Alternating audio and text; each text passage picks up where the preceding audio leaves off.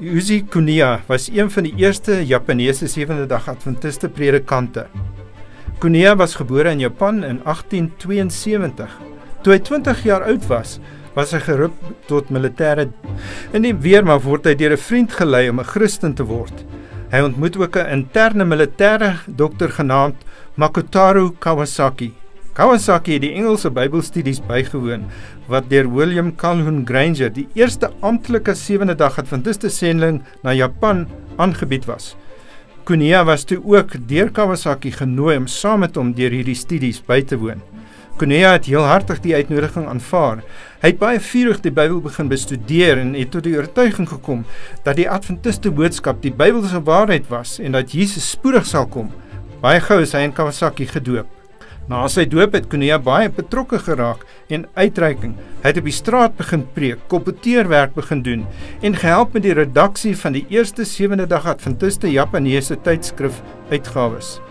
In die somer van 1900 ondersteun Kuniya die opening van die klein Kobe Sanatorium vir arme Japaneese mense. Hierdie lei na die ontstaan van die eerste kerk.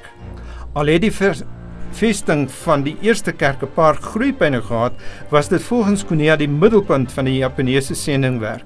In 1904 ontmoet Kuniya 2 Koreaanse Christene. Hy vertel hulle omtrent die Sewende-dag Sabbat en hulle aanvaar ook die Bybelse waarheid en word gedoop. Hierdie is dus die eerste Adventiste sendingwerk onder Koreaanse mense. Kuniya vertrek na Korea en begin met sendingwerk daar. In 1907 word hy verorden en word hy een van die eerste predikante van die Sewende-dag Adventiste Japaneese predikante. In 1909 woon Kuniya die algemene konferensie sessie by en lewer hy 'n verslag oor sy bediening en ervarings. Net soos die apostel Paulus het Kuniya 'n oortuiging gehad dat sy sending was om evangelie in onbeperkte plekke te verkondig. Hy het kerke gevestig in baie Japaneese dorpe terwyl hy kolporteerwerk gedoen het. In 1918 word Kuniya geroep om sy sendingwerk uit te brei in Tokio. Die kerk het merkwaardig gegroei in die hoofstad as direkte gevolg van sy bediening. Gedurende die Tweede Wêreldoorlog word 42 Japaneese SDA's insluitend Kuniya gearresteer deur die polisie. Vir omtrent 6 maande is hy opgesluit voor hy gehospitaliseer is. Na hulle uitvind dat beide sy niere en dat hy hartsiekte het.